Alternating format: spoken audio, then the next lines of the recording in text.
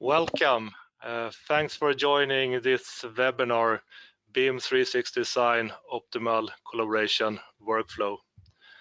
I hope everyone is well and safe. Those of you who missed our first or second webinars, they are recorded and you can see them in the landing page where you're registered for this webinar. And also, a common question we used to get is, can we get the slides and so on after the webinars? And the answer is no, but you will receive the recording. And after this webinar, you will receive a follow-up email. And in that email, you will see the link as well to this landing page. You are all in listen mode, meaning your microphone are automatically muted this fully webinar session. But during this webinar, you can write questions in the questions area that you find in this Go to Webinar toolbox. We will probably not manage to respond in real time, but we will pick up questions from this questions area you put in, and I will ask the questions to the presenter during the Q&A session in end of this webinar. And also, if you still believe we have some open questions that you believe is important to get answer on, but we have no time or didn't answer those, after when you're closing this webinar, it will appear a survey, and please put in your questions there in the survey, and we will make sure you get response on that, because then we also received who put in the questions there. We can go to next slide, Yves. Sorry, Yves, I need to present ourselves. So my name is Jonas Kramer, and I'm cloud specialist working in Nordic, and actually just the facilitator for this webinar, and the guy who's going to run the main show is Yves, and I let you present yourself, Yves. Thanks, Jonas. So yeah, my name is Yves Villard. As you can see on the slide, I'm an AEC technical sales specialist for Autodesk. I've been working for Autodesk for 13 years now, I think, and my main specialization is data management and collaboration. So the whole BIM 360 portfolio, if you will. That's me. So let's kick off with some few poll questions, meaning that we want you to answer what is your company's main business, and just select one of those, and we're going to show the answers in real time in a couple of seconds, so we see who the audience are.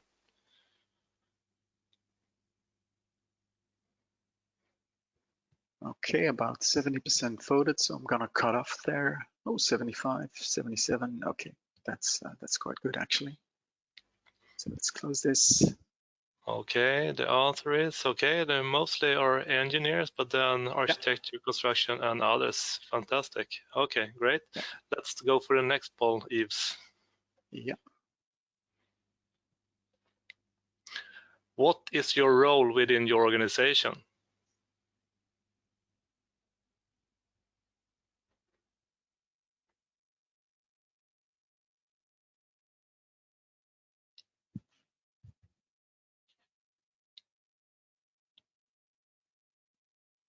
Okay, 80% voted, so let's close it down and share it.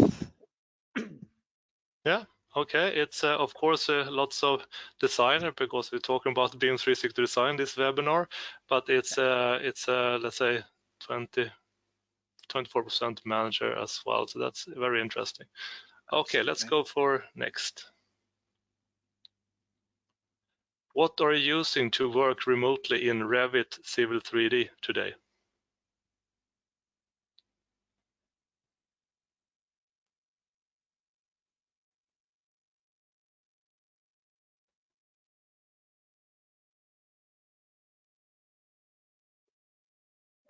Again, some interesting results here. I'll share them in a second. We're at 70%.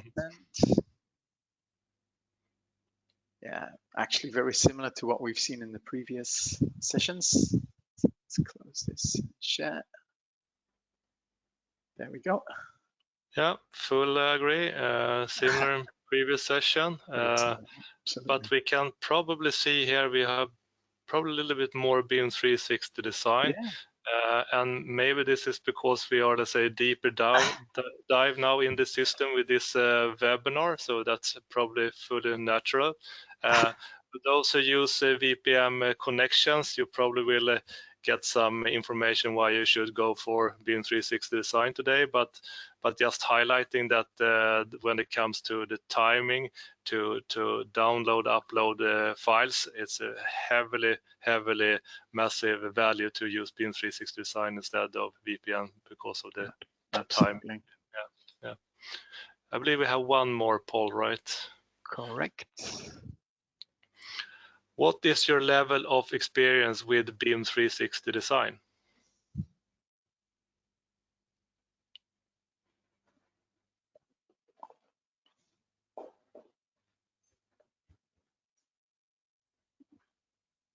Okay, we're at 60%, 65, 67, 73, 76. Wow, this is moving fast. Yeah, okay. Fast audience, great. I like it. Very responsive, absolutely. Yeah. Okay, so let's close this down and share it. Yeah, and this is similar as well. Probably we use it seriously. It's a little bit higher than because it's probably more BIM 360 design users in this webinar. But okay, thanks to all the audience for the answers. And Yves, I hand over to you. And do remember, the audience, if you have questions, put it in the questions bar, and we will try to take care of them in the end of this session. Okay, go for it, Yves. Yes, thank you, Jonas. So yeah, for today, I think as we are not really sure who was on the last sessions and then this one, so I'm gonna make sure I do a review of the concept of BIM 360 design. Last time that was pretty detailed, I'd like to think. So this time it's gonna be rather a quick overview because I do wanna get to the live demo part, and we're actually gonna skim the edges of BIM 360 design today. So first of all, we did get a question last time. When do you need an entitlement to BIM 360 design? So the first two parts are actually around that topic. So there's a couple of things we can do with Revit itself without BIM 360 design and still uploading to the cloud. That's the first topic. And then actually I'm gonna elaborate a little bit on the actual entitlement itself, BIM 360 design for Revit, but we're also gonna see Plant 3D and Civil 3D. And then it's to the bulk of the whole story, which is actually I'd like to think all of what you see then, issue management, insights, reporting, and data connector is actually understanding what is happening to that data. So we're uploading to BIM 360. How do we analyze this stuff? How do we give feedback to one another? So we're gonna be looking at some workflows and then indeed how to report on all of the data inside of BIM 360. So that's for the next hopefully half an hour or so. So I'm gonna try and keep some time this time for Q&A. So let's try and finish by 1:45 and give you guys 15 minutes to ask questions. All right. So yes, let's go into the review of what we discussed last time. So you'll see, for those of you who attended the previous two sessions, these first slides are the same. So I do apologize. I want to get everyone on the same page here, also the ones who are just joining us for the first time. And so I need to get across this concept of BIM 360 design. And actually, I keep saying the concept itself isn't new. What we've done is we've hooked up the cloud to this concept. So essentially the concept is work sharing, work sets, save to central, reload latest, relinquishing objects, claiming objects. Essentially you have a central model, you have different users with their local models, and they're going to communicate with this central file, if you will. And so what you see now is that BIM 360 design, from a timeline point of view, we started off within Revit, I guess 10 years ago or so, with central files on a shared drive, so an M drive or a P drive or whatever you have within the company. you'd create a central file, create local copies, and everyone would be communicating with this central model. Next step up was Revit Server, where we were focusing on optimizing communication within a company, even when that company was using different site locations. There was something called a Revit Server host and accelerators to actually optimize communication between specifically those local models and the central model. Third installment, if you will, of this concept was then BIM 360 team and collaboration for Revit, where we really focused on expanding this and having that central model up in the cloud. But was still sort of focusing on what we call a high trust environment. So yes, you could have multiple companies working together because it was the cloud. There was no VPN anymore, no more firewalls, nothing to set up. Quite simply an entitlement, create a central model in the cloud and communicate with it. But on the other hand, BIM 360 team didn't really have a high level of security when it comes to assigning different groups and different users. So obviously it was and still is secure from a cloud point of view, but the flexibility to assign architectural rights and structural rights and MEP rights was limited at the time. We were really focusing on this communication aspect rather than the data management aspect, I would say. So then along comes BIM 360 Docs, and with that, BIM 360 design on top of that. And that's really where we are now. So the only thing we've done across time is actually shift the central model from a shared drive into Revit Server, into BIM 360 team, into these days BIM 360 Docs. Okay. So now that we have security, what we've done here with BIM 360 design is really sort out this communication between different teams. And to do that, we've got this BIM 360 design module on top of BIM 360 Docs. So just to be clear, I've told this the last two webinars as well. We have 4 offerings in total when it comes to BIM 360. The base module is BIM 360 Docs. It's a data management system in the cloud, which does versioning, audit trails, workflows, comparing of documents, issue management, etc., etc. But really, when we are communicating through Revit with Worksharing, or when we need Civil 3D with data shortcuts, or if we need the Plan 3D database in the cloud, that's really where the BIM 360 design module kicks in.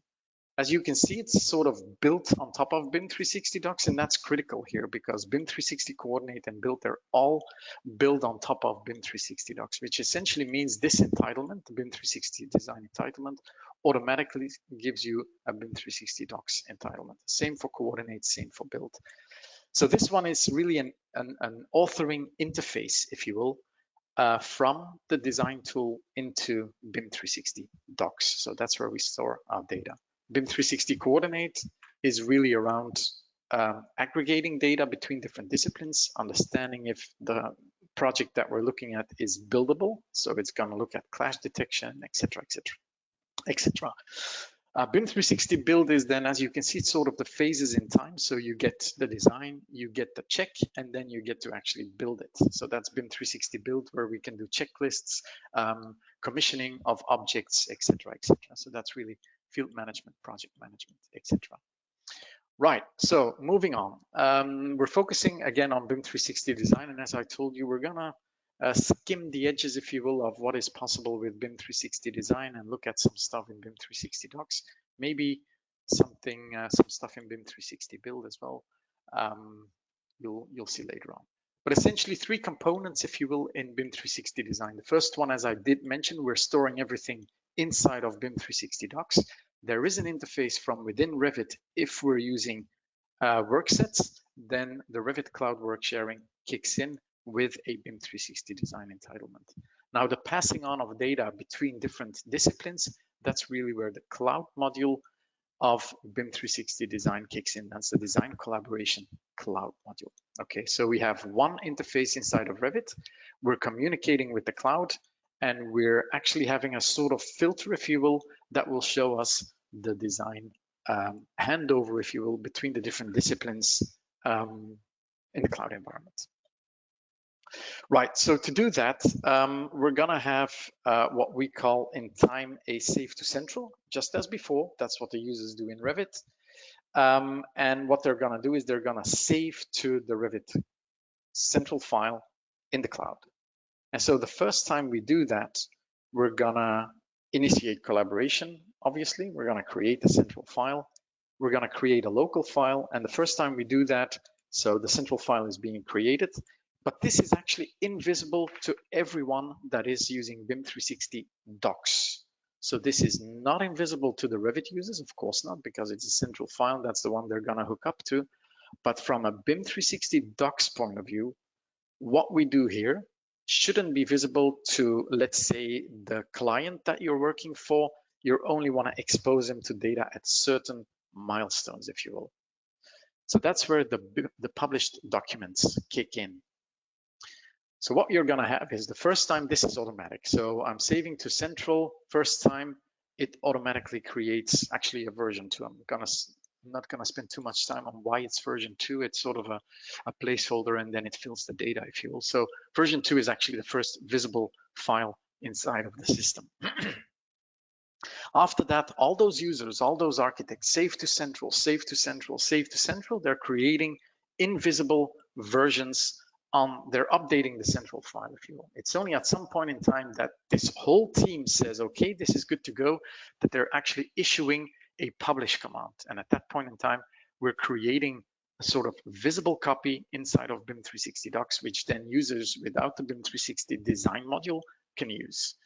Okay, so last thing to mention is how do we then transfer data between those different disciplines? Because I can make it visible, but I really want to have a handover process. So there's actually another level on top of that.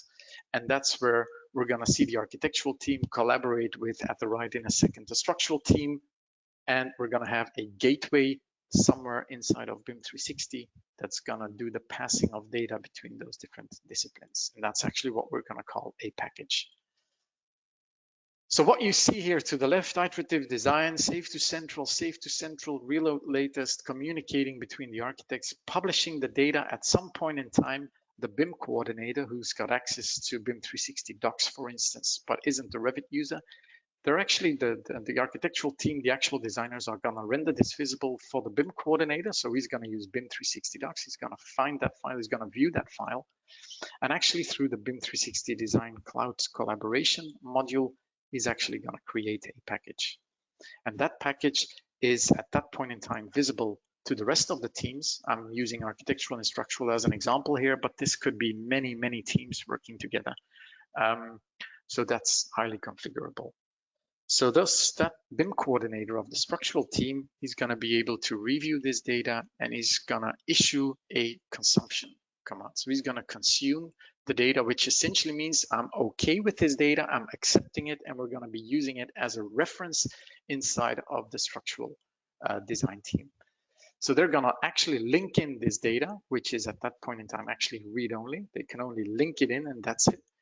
And they're going to do their own design on top of that reference. At some point in time, they're going to be okay with it, and they're going to ask their BIM coordinator to actually review the data and send out the package to the gateway environment, and then the architectural team can review that. The BIM coordinator at the architectural team can review this and consume the data, link it in, etc., etc.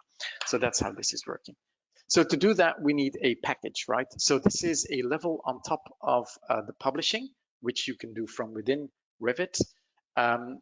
This next level up, which you see now, is something that we deliberately do inside of the BIM 360 Design Cloud module. And that's where the whole architectural team, and actually as referenced by the BIM coordinator at the architectural team, he's actually going to say, right, I've reviewed internally, I'm creating a package, and that's what we're going to communicate with the rest of the team. And the beauty of this story is obviously it's all stored on BIM 360 docs. It's a single source of truth, and essentially it means that everyone is always looking at the latest and greatest of what the different design teams have deliberately communicated at certain milestones in time. Right. Q&A, that's a bit early, so we're going to stop here, and I'm actually going to dive into some of the extras, if you will, when it comes to BIM 360 design. And as I mentioned, a couple of extras that we're going to be talking about. So first of all, BIM 360 design versus cloud models. So what am I talking about here? Well, BIM 360 design, when I hit save to central and when I publish, surely this is a cloud model. Absolutely, absolutely. But what we can actually do is if there is a team that wants to participate in these BIM 360 design workflows, but is, let's say, a specific user, structural company is just the one user for a smaller project or whatever, and he's not really, or she's not really needing work sets, then actually they can quite simply start designing. So I've got my simple Revit template here. And what I can do then, excuse me, is say I can actually go in here and say save as cloud model. Whereas with BIM 360 design, I'm activating work sets, I'm going into collaborate, and I'm gonna hit this collaborate button, which creates a central file in the cloud. So what I'm gonna do here is I'm not gonna create work sets. I'm actually gonna go in here, I'm gonna go save as cloud model, and the interface to the cloud, the BIM 360 hub, is opening up, and I can actually save this file in the cloud with all the benefits actually of BIM 360 design, except for, of course, the work sets and what have you. But what do I mean with the benefits? Well, it's actually also doing delta transfers. So it's a lot faster than just dragging and dropping 10 gigabyte files into the cloud. It is using those delta transfers. So it is using that base concept of work sharing, but then again, without the work sharing itself. So if I just, this is the wrong account. So let's go into technical sales. And then let's, where do I want to go here?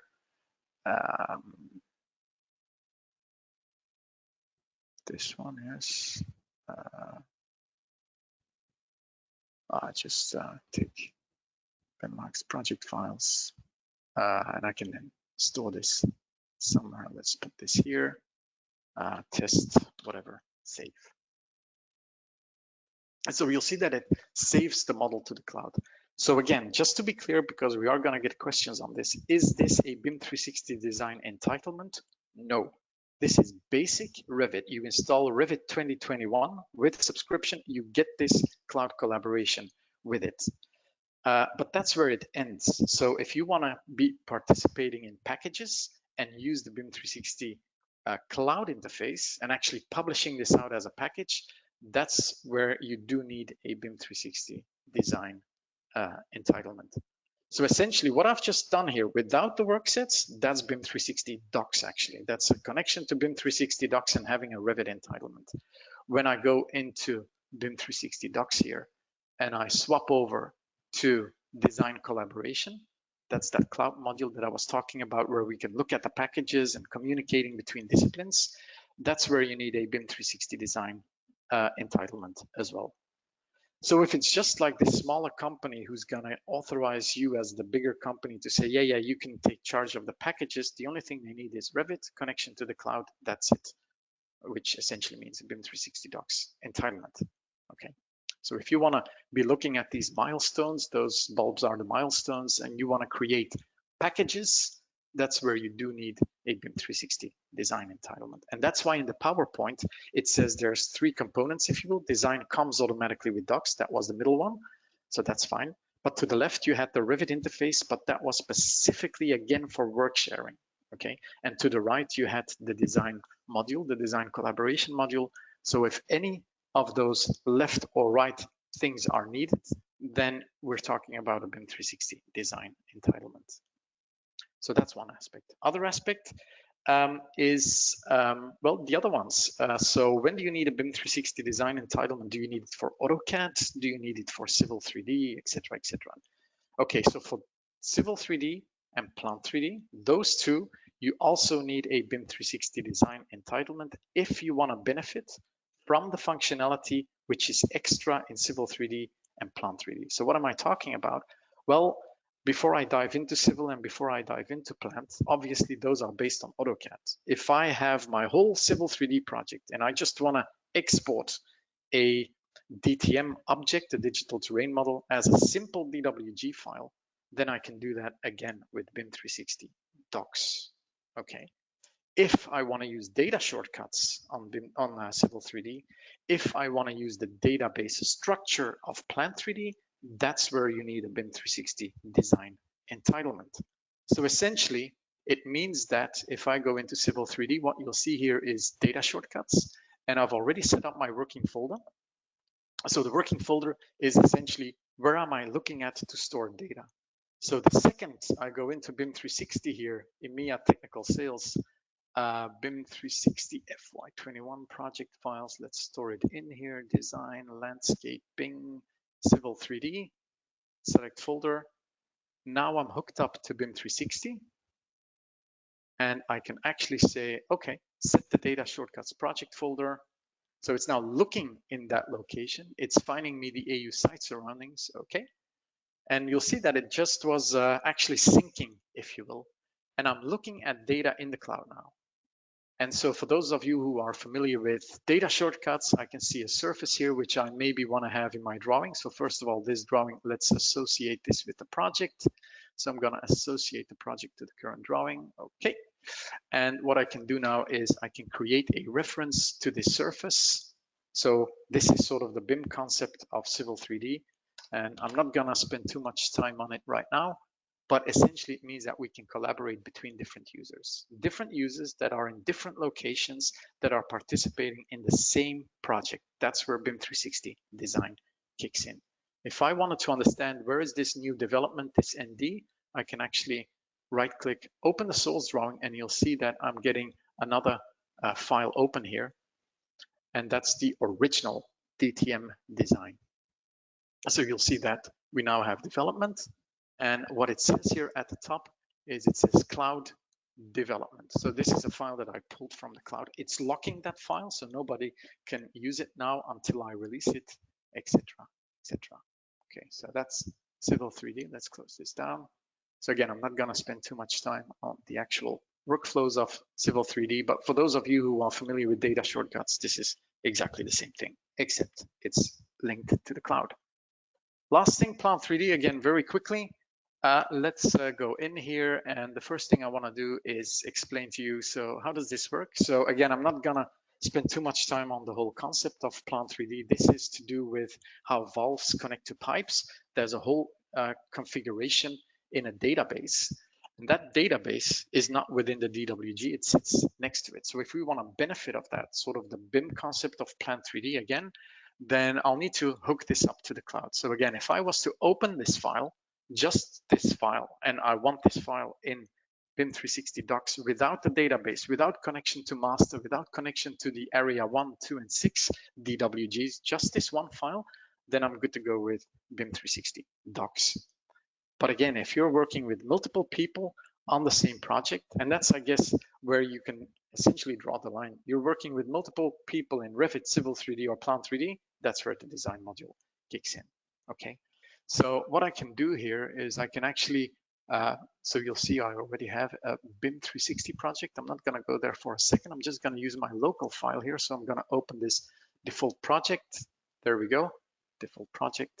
And what I can do now is if I go into my Plant 3D, or do we have something here? No, not the pipe specs. Let me just see if I can get my sample project. That's going to be better. Also a local project here. So Plant 3D, there we go. That was actually the one I needed. So I'm going to open this file hooked up to the rest of the project, but this is local, right? This is a local file that I used. So what I can do now is in Collaborate, I can say share project, and I'm going to upload this to the cloud. Get started. It's going to tell me, oops, there's a file open. So yes, I want to close this now. And it's actually going to look at, again, EMEA Technical Sales. It's going to look at the different projects, and I can select one, select the folder, and upload project. And afterwards, quite simply, let's just, so that's already done, actually. I haven't done it now, but it's already uploaded in the cloud. So what I can do then is I can go in and say, okay, start, and I can open a collaboration project in the cloud. So again, it's gonna look at, for instance, EMEA Technical Sales, BIM 360 overall or whatever, sample project, open the project, yeah, okay. And what you'll see is in a second that this is then opening that project. See, so it is using that interface to the cloud, and it's giving me all of those files. I can open them, they're going to be automatically locked. And again, I've got this communication process going on. Right, so that's for the first two aspects of BIM 360 design when it's when you need those entitlements. So let's close this down. All right, so next up is issue management, and let's go in and take my BIM 360 FY21. There we go. So the first thing that you'll see is that I'm in the design collaboration module. This, by the way, is specific to Revit. So this is not for Civil 3D, not for Plant 3D. So Civil and Plant only have the interface from the authoring tool. This is specific to Revit. Okay, so the nice thing here is that I'm looking at this architectural, I'm working for the architectural team here. And you might have noticed in the previous sessions that there is this team's issues. And it's telling me that, well, all my team's issues, I've got none for now, but filtering is on. So let's have a look at that. And it's telling me that the status, all of these statuses on issues, so pinpoints, if you will, with problems, I can assign a status to that. There's actually closed here. So let's get that in. And it's telling me there's a closed issue that I can then click on. So what you'll see is that I've got my issue open here. So it's looking in the BIM 360 interface, if you will, and it's telling me all the kinds of links that it's hooked up to. So there is indeed an issue in a file, which we're going to look at in a second. But interestingly enough, it's also linked to a meeting. So within BIM 360 these days, I can actually have and set up meetings. So what you'll see is that within project management meetings, I have set up a meeting at some point in time. So you can see when this was happening, and I can actually create minutes of meetings there. And you'll see that it says for this first topic that we've been discussing, there's a linked reference to an issue. So now I'm going to click on the issue. So it's opening that issue again.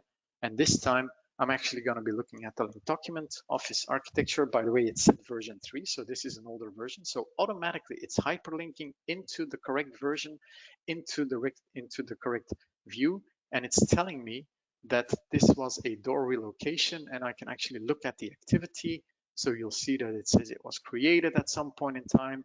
Actually, this whole project is just me. So you have to think of these as different personas. I'm creating an issue. I've sent it to someone else as issue owner myself. I've sent it to someone else. He's moved the door. It comes back. Okay, it's answered, and then it's closed, for instance. So that's what you see here. Right.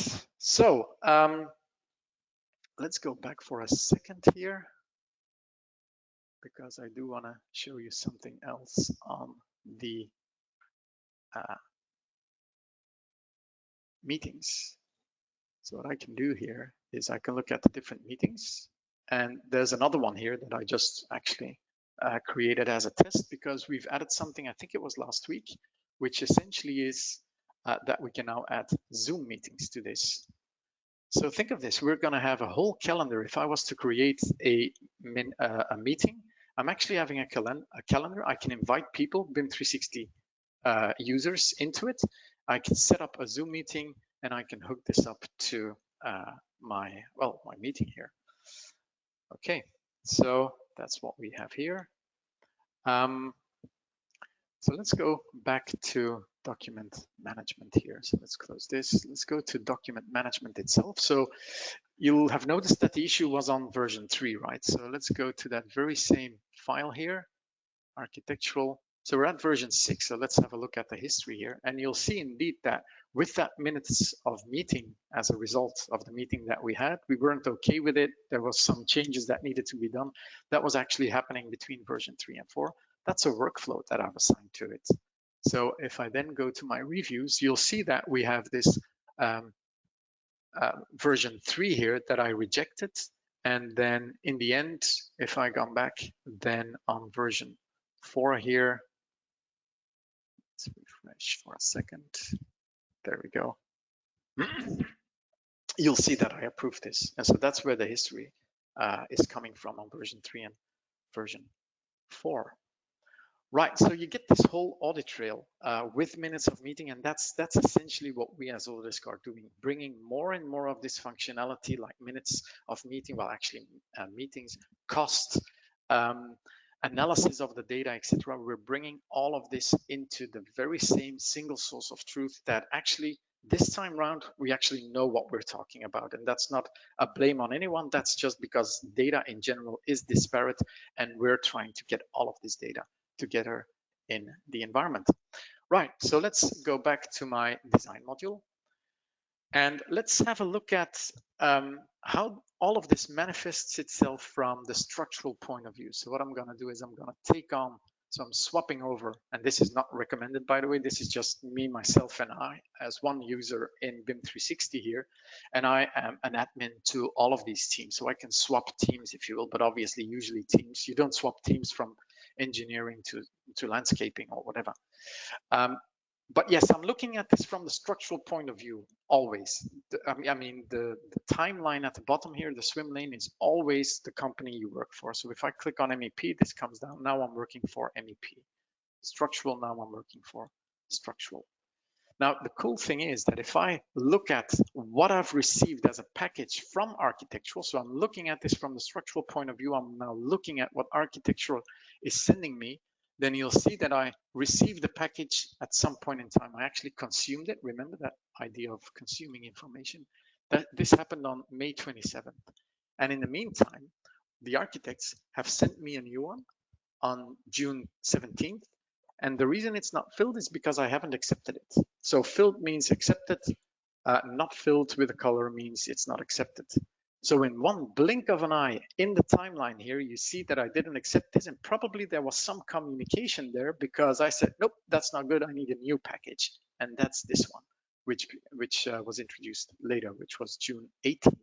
So that's the one I now need to review, right? This was wrong, this is the right one. So let's have a look at that. So I'm clicking on this, and I can now say, so what's changed actually? And I don't want to see changes with this one because that was refused. I want to see changes with that one. So when I hit show changes, it's actually going to tell me that I'm going to be looking at differences between May 26th. That's the time when the architects sent this to me, and the one I'm having here. And you'll see that indeed we now have more data. You might have seen that I did this last time around as well, but we're now looking at this from a acceptance point of view. I'm looking at the architectural design from a structural point of view. They've apparently added a flat screen and a TV stand for some reason. There's still, if you remember from last time, there's still a door that has changed, etc., etc. So actually between the two versions, this door has changed places, so that is probably good. And I can then say, okay, I want to consume this information. Right. So as I mentioned, we're going to, again, skim the edges here. So we're working with BIM 360 design. We've got this full audit trail. Data is coming in, is being sent out. Maybe I want to understand a little bit more on the insights, if you will, of the content of the file. And so I'm not going to do a full BIM 360 Forge presentation here, but essentially we can pick and look and analyze data that's inside of the system. So this is an application that you can actually connect to. It's on the BIM 360 App Store. It's actually for free. The only thing you need is a BIM 360 Docs entitlement, and you have to activate this on your hub. And then what you can do is say, okay, I'm going to go into that very same environment, BIM 360 FY21. And what you'll see is that we get the same folder structure. So I'm going to go into design, architectural, office architectural, and you'll see that it says we have 6 versions here, which corresponds perfectly to what I've just shown you, 6 versions, right? So I can now look at this, and we can go into a lot of detail here because this is what you see here again, the large model viewer, which allows us to view up to 50 different file formats: IFC, SketchUp, Rhino, Revit, SolidWorks, DGN, etc., etc. And the beauty is we can now start to analyze this information. So for instance, what sort of categories do I have here? And I can look at this from a quantitative point of view. So we have 3,276 curtain wall mullions. I can look at this from a qualitative point of view. So which one is the biggest? Well, obviously this one.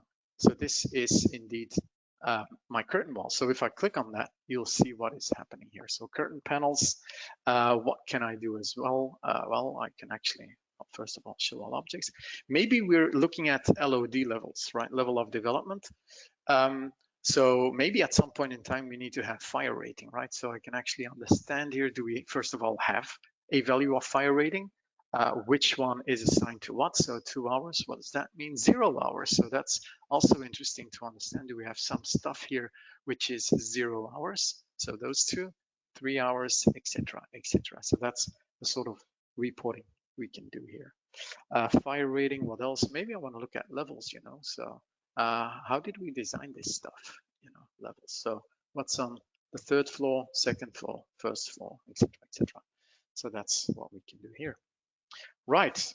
So again, this is to understand in more detail what is being sent to us, or maybe this is something that we want to have in a meeting. You know, we set up a meeting, we pull in the file, and we look at this from this point of view. Do we have all the fire ratings? Is the LOD okay? Can we move it forward, etc., etc. Right, but that's not where it ends actually. So let's take it again to the next level, and let's go back to BIM 360 here. And what I'm gonna do is I want to look at my to-do list. So actually the first thing that you might want to be looking at in the morning is Project Home. This is your dashboard of the data that is on this specific project for you as a specific user. So it's now analyzing this data. It's going to tell me, do I need to take care of issues? Do I need to take care of RFIs? Is there a workflow that I need to approve, etc., etc. Let's refresh this here. It's a bit of a slow connection here. I have the impression. So there we go. So I'm looking at this Project Home, and actually this is all customizable. So you'll see customize, and I can actually pull in more cards, analyze issues, analyze approval reviews by current assignment, etc., etc. I'm not gonna spend too much time on this, but essentially, you know, we can look at these different bits and pieces of information. Maybe those project issues, no on-off switch, clash with cable tray. All of this stuff is just visible here, the type, etc., etc. Okay, so as you can see, we're assigning types. We're doing that to RFIs. I'm not going to go into RFIs today, but it's sort of, well, more or less the same thing as issues with a workflow attached to it. But essentially, we're filtering data, right? These issues, by the way, they can come from the field, so I can have my mobile device and actually flag an issue or indeed create an RFI on my app. It gets synced to the cloud and it will be flagged up in here. So what does that mean? Well, that means that at a certain level, maybe I want to get some insights into the whole project, not from a user point of view, but as a manager point of view. So again, I can have a look at this. What you see here is part of Construction IQ. It's a preview for now, but this is actually going to predict information in the system. So as you can see, we're feeding this system with information, right? The design itself, the documents, PDFs, whatever, creating meetings, analyzing cost. So all of this data is just bulking up, if you will, inside of BIM 360.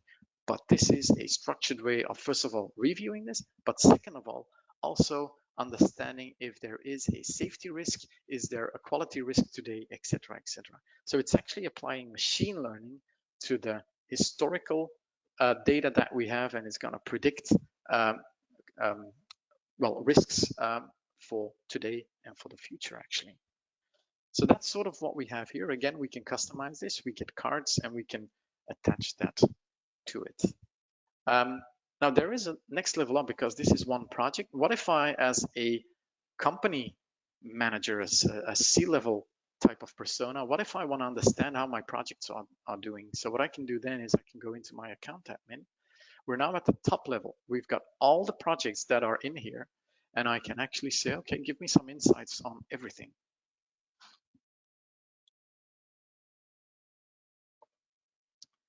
And so now it's analyzing the whole information of all the projects.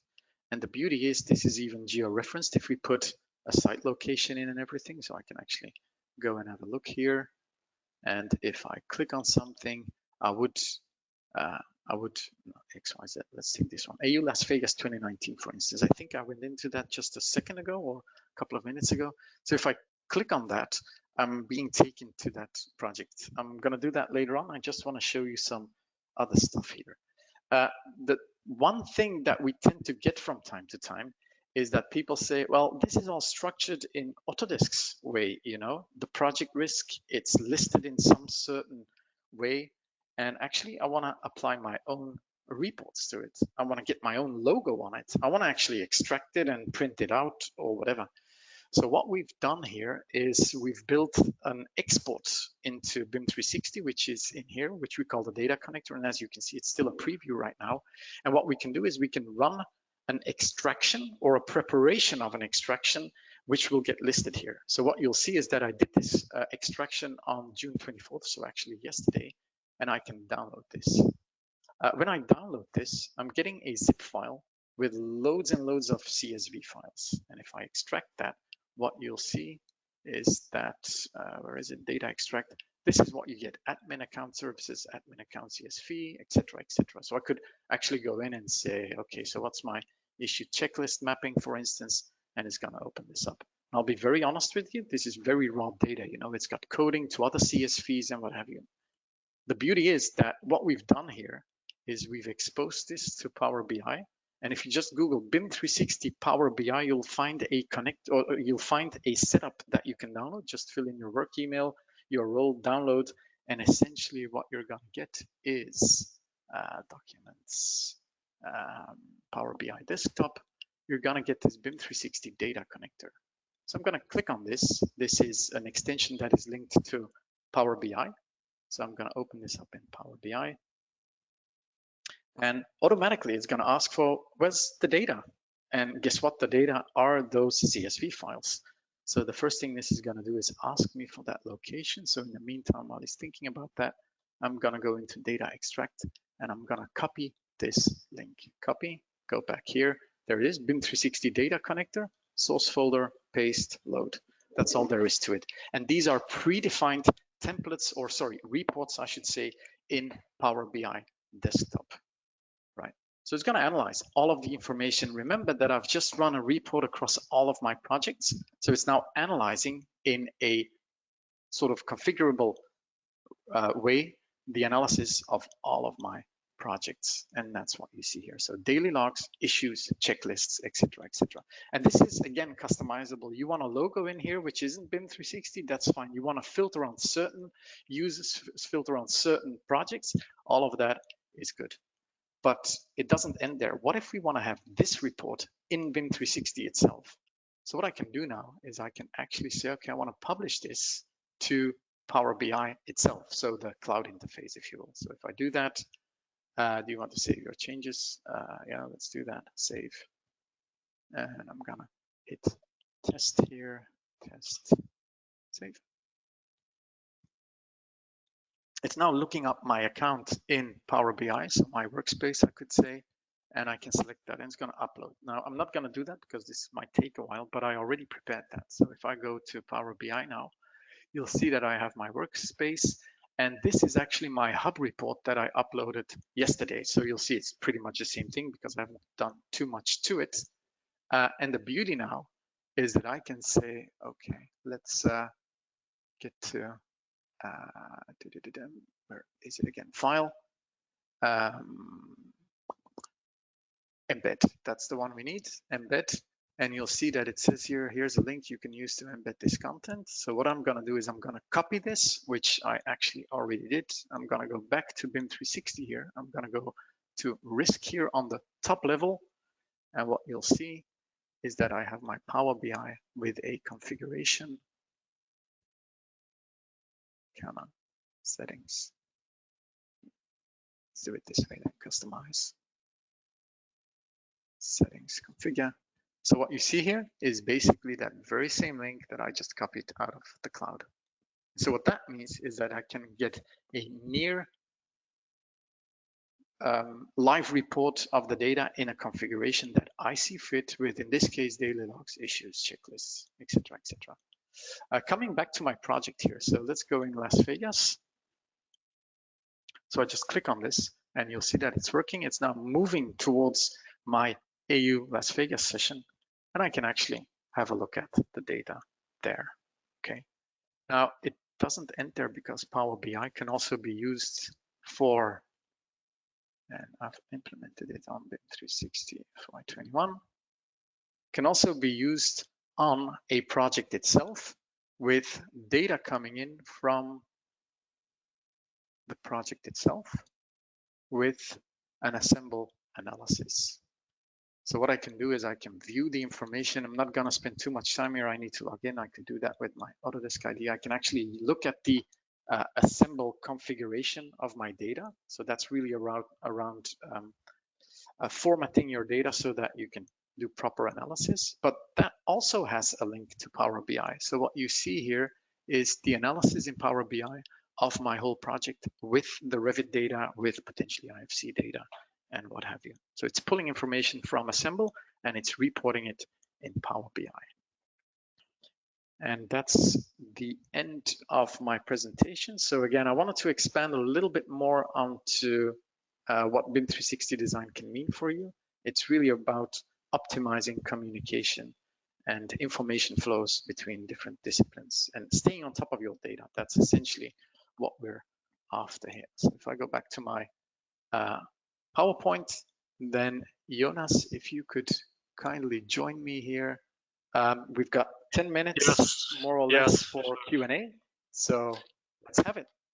Yeah, can you hear me, Yves? Just double check.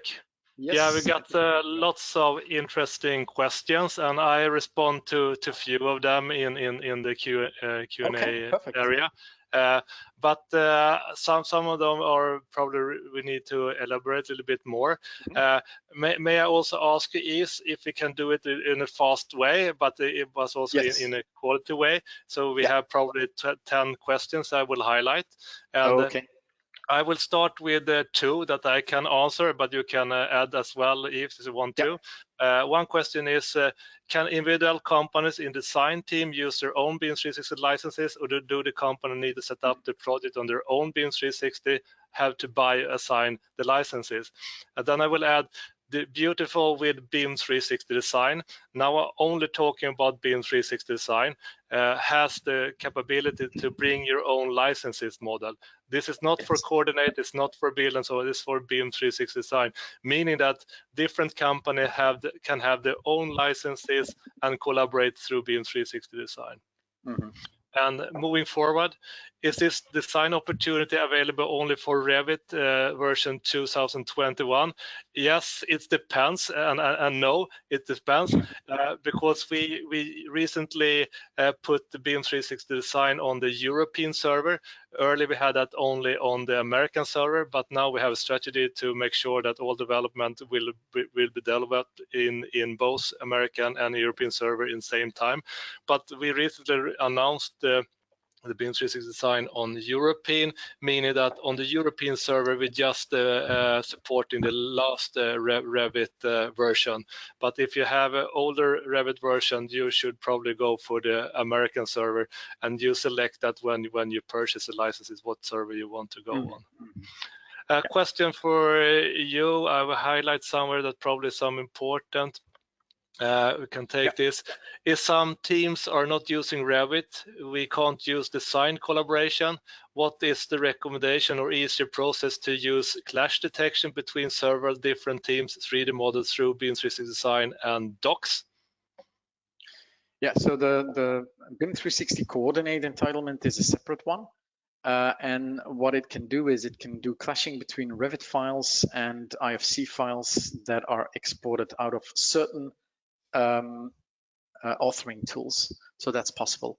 If you are in a separate project, you'll need to find a way. I'm going to keep it short here, but you'll need to find a way to communicate that data to the other project. I would say there are tools and means to do that.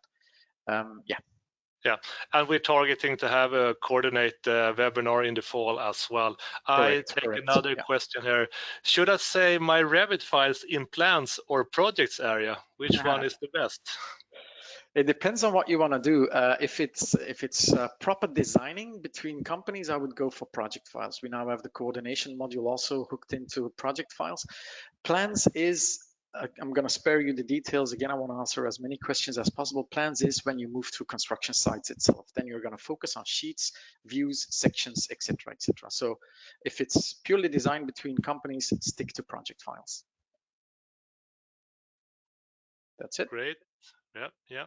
So we can take this one. When I make an issue, is it possible to make markups, example in plan views in that issue? So an issue is tied to a certain viewable. So it's either 3D or 2D. So you can indeed make issues on 2D sheets. You can make them in 3D. They're currently not hooked up. However, we've just introduced the asset module, and the asset module talks about, well, guess what? Assets, and they will manifest themselves in 2D and 3D, and we can actually assign an issue to an asset. And that asset will, as I said, pop up in 2D, 3D, wherever it's appropriate, obviously. And so that would be the way forward from now on, I would say. Great. We continue. This is fast tempo. That's great. If we are sharing published data with our client to view in BIM 360 Docs, will they need a BIM 360 Docs license?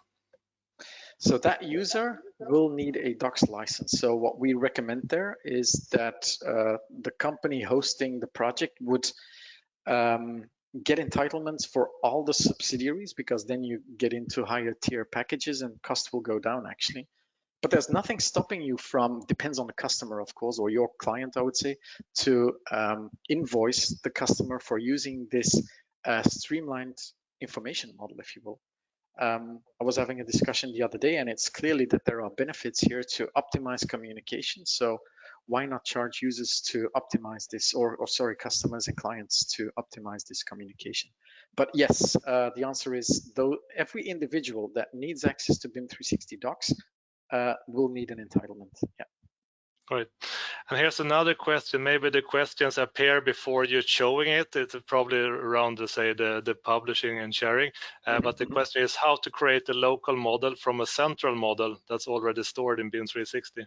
Yeah, you quite simply open it. So you go in Revit, you go open from cloud, you select the file, and it automatically generates a local file. There's no checkboxes anymore to say create new local file or do a save as. This is happening in the background actually. So you open it, it creates the local file, and it will find it again next time you open again sort of the central file. It will find the local file and use that one. Yeah. And the next question is around, let's say, different design options. So the question is like this: how does BIM 360 Design jack into working with different design options and multiple iterative design workflows? Yeah, so those design options, they will manifest themselves as views inside of BIM 360. So what you need to do is specify, maybe there's a design option that you're still working on that you don't want to publish.